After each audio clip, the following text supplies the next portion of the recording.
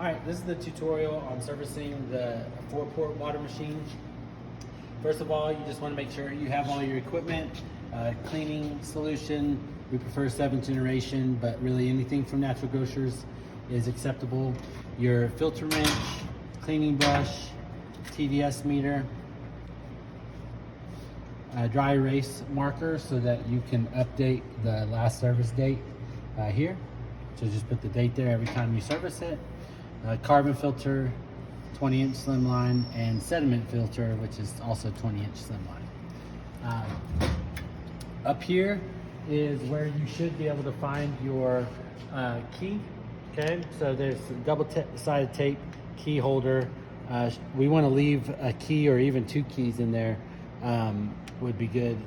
We want to leave it here at the store in case somebody else needs to get into the machine, but should be able to slide that open. You won't be able to take this off the top of the machine, but you won't be able to take that off the top of the machine, so you just have to slide it off and you can slide that back in there. But that's where it's at. Okay. Your water supply from the store, the incoming water to the machine is here. So there's a valve here that needs to stay open unless it's an emergency, but that's the incoming water, just so you know. And we're gonna walk through the flow of the water first before we go over what you need to actually do. And you can access everything in the machine from the front of the machine, okay? So the top part, there's a little white plastic kickstand. This goes over here in the corner, and to be careful that you don't accidentally bump that while you're trying to work on it so this thing doesn't fall on your head. And then the bottom access, same key, just a little 1/4 turn latches. This one, they can be a little sticky, so you might even have to put a flathead in there to get it out. But this whole panel comes off. If you try to lift it straight up, you have a hard time getting it out. Bring it up like that, it'll slide right out, and you're gonna want to set it to the side. Just want to go over the flow of the water real fast. The water comes in through here, okay? That pressure gauge just shows you what the city pressure is. That could be useful in a diagnosis. This is just a low pressure switch. It just doesn't let the processing pump burn up if no water's coming through. This is the solenoid valve that turns off and on the water, essentially electronically. Okay, the water comes through there, down here to the your pre-filters. These are the filters you're going to change every month. Comes in, sediment filter, carbon filter, goes through to the processing pump, from the processing pump to the top of the RO, through the RO, and the RO is going to separate the water to good water and bad water. And that's what these 2 tubes are down here. Your blue is your good water, black is your bad water. Okay, they're going to be, your good water is going to go through the meter. That's the meter you're going to read and record in your log sheet, and up through these flow meters. And this is where we're going to be able to tell and adjust the water. Okay, also this is very important, your back pressure gauge for your RO. When the gray motor's running, this pressure should be between 100 and 150. When the gray motor's not running and the tank is full, then it should be down to 0 like it is there. This valve here, you'll either have a ball valve or you'll have a needle valve, and you'll be able to adjust the pressure here, okay?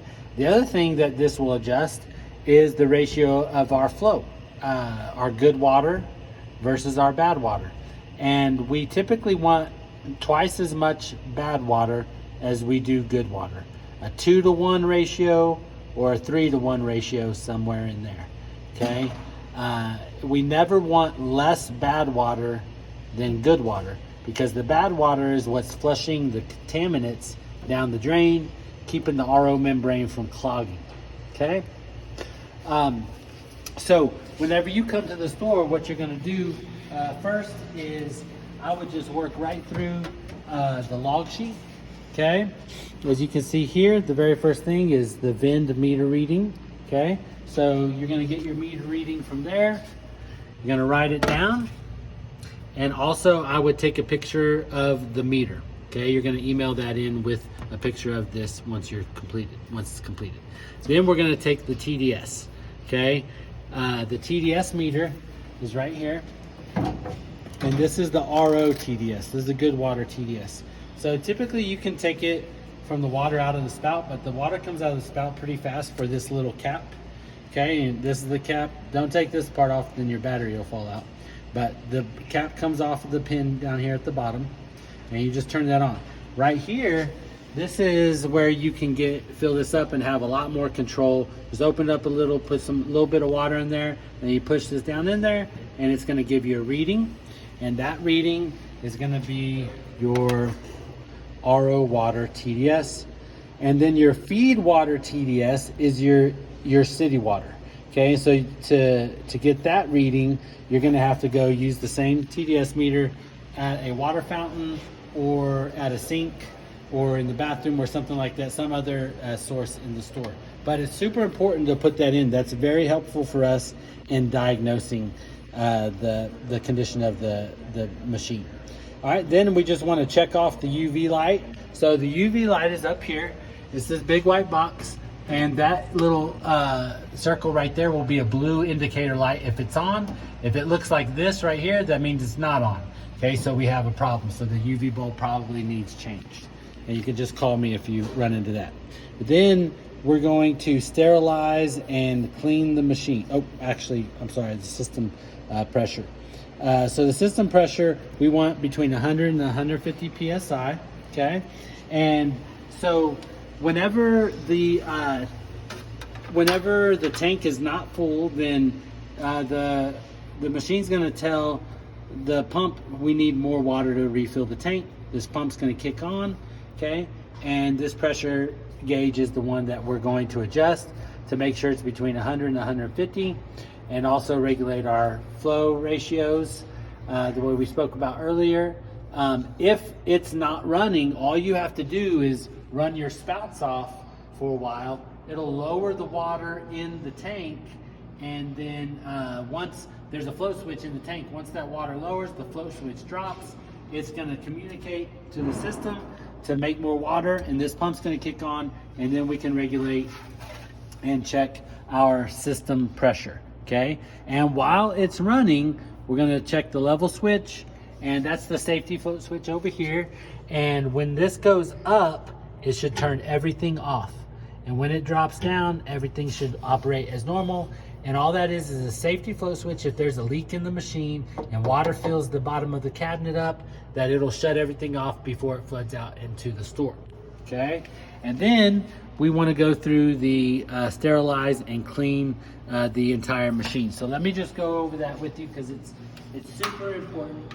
Cleaning the machine is not something we want to cut corners on ever. Okay, nobody wants to buy water from a dirty water machine. Okay, and so your main tools are your solution, your cleaning solution, and your brush. So you're going to spray down the grate, and you're going to brush every inch of it. Okay, it doesn't take that long, but you want to hit every part of this stainless steel with the brush. Okay, so you just cover the whole thing after you spray it down with the solution, and then you're going to pull this out. Okay, comes out at an angle. You're going to pull this out, and you're going to clean all the sides of it too. So you want to spray it down and brush it like so on every inch of it. Okay, then you're going to spray the bottom. Spray it down and brush it, every inch of it. And when you do that, you're going to knock all the dirt loose, and then you're going to take a rag and just wipe all the dirt off. Okay, then you're going to want to set this to the side, and you're going to do the same thing inside the sink. This needs to be cleaned every service, okay? And we need to make sure that the drain is not clogged, nothing's in there, because people will dump stuff down in here, and it needs to be cleaned out. But we want to make sure we get these corners and these edges really good with the solution and the brush. I mean, you're going to want to scrub that out so there's no buildup, okay? And you're going to want to get every bit of this all the way through. Run the water down. You can click your button, run some water, do what you got to do to get that clean, okay? Also, you're going to want to clean off your last service date, so you can put the new service date. Make sure this whole space is clean. You can spray it and wipe it with a rag. And then also the sides of the machine need to be cleaned, and so does this. This panel needs to be cleaned, sprayed down, wipe it with a rag. The top of the panel will collect dirt and grime, and so you could spray that and probably hit that with a brush. Wipe it down with the rag. Okay, it's the little things that make a big difference. All right. Also, you're going to want to clean your nozzles. So the inside nozzle, you're going to spray inside the nozzle, all 4 nozzles. And then when we do our 25-second vent flush, then it's going to clean all that solution out. Okay, but it's important to disinfect that. It's important, you'll have to drop this down, spray and clean your buttons and that whole top front piece as well. All right. Then once this is done, you can insert the grate back in. Coming at a low angle, one and it just drops down. All right. And so make sure that the machine is clean on the inside. We don't want a mess on the inside of the bottom or the inside of the top. We want this clean. Okay. It doesn't take very long to do it. About 5 minutes to clean it real good, and then we'll definitely our customers will be a lot happier with that. All right, and then we're going to do a 25-second vent flush. Okay, that's just running off the spouts for 25 seconds to clean out the cleaning solution. You can do that before or after you change the pre-filters. You're going to have to do it after the pre-filters anyway. So whenever you change the pre-filters here, you're going to want to make sure that the machine is off, okay? Because you don't want water coming through here. You definitely can't change these with this running because it'll be pressurized, all right? So to turn the machine off, the power is this yellow strip up here. You're just going to turn that off, and it'll be lit up whenever it's on, and it'll look like this whenever it's off. That turns the whole machine off. Now you're safe to change your filters. You might need a filter wrench to get them off, but probably hand tighten them to put them back on. So on your right side, you can just kind of get it started like that, and then you can unscrew it with your hand, and then your sediment filter is going to go in there. That's the plain white one without any plastic on it. Okay, and you put that back on. When you put these back on, it's easier to just put like one finger in the middle of the bottom, line it up, and then you can just, it'll screw on pretty easy, and then hand tighten it. There, I wouldn't tighten it with the wrench unless you're running into a leaking issue, okay? And then same thing here, you can throw your wrench on it. And if you put your wrench up higher, it does better than if you try to do it lower. To get it started, you can take it off. You can see there's a carbon filter in there. It has the plastic on it, so that's how you know it's a carbon filter. Put the new one in, throw the old one away, put it back on. Okay? So it's a good idea to do your 25-second flush after you do this, because that'll lower the water level in the tank. And again, once the water level is low in the tank, it's going to kick this pump back on. It is extremely important that after you change these filters, that you repressurize the system. That means run the water off and to the point where this pump kicks on and this pressure comes up to 100, between 100 and 150 after you change the filters, because that's going to expose if there's any leaks here.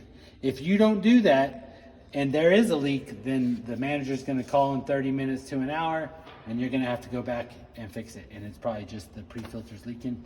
Okay, so always do that. Don't ever skip that step. After you change the filters, run the machine off, get the processing pump to run again, bring it up to pressure, make sure nothing's leaking. Okay, and then on your sheet here, you're just going to put the date of the pre-carbon filter, pre-sediment filter. Now the post-carbon filter is something we do annually or as needed, and that's right here. So that's not going to be a part of this tutorial, but you will just exit off because you didn't do it. If you did change either the post-carbon filter, the membrane, or the UV bulb, just put the date in here so we have a record of that, okay? The RO membrane change, that's something that's also done once a year or as needed.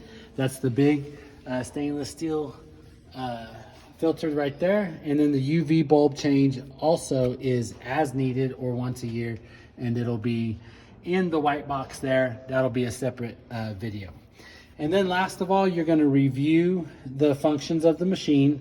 Again, all that is just running off each spout, make sure nothing's leaking, make sure everything's running properly, pressure's good. While it's running, there's no leaks, okay? The last thing I want to talk about is the simmer pump.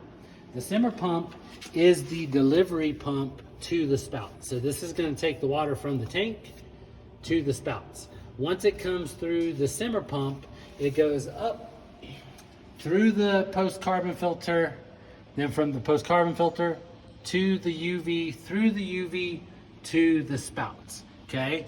And these little solenoid valves are what kick on and off the spout, okay? So if you ever have a spout not working and it's only one spout not working, then this is the first thing I'm gonna check, is make sure that these wires are good on that spout, okay? Because there's one pump supplying all 4 spouts. Now, if all 4 spouts are not working, that means something's wrong with your simmer pump, okay? And typically, 80% of the time, the problem is that it lost its prime and it just needs reprimed.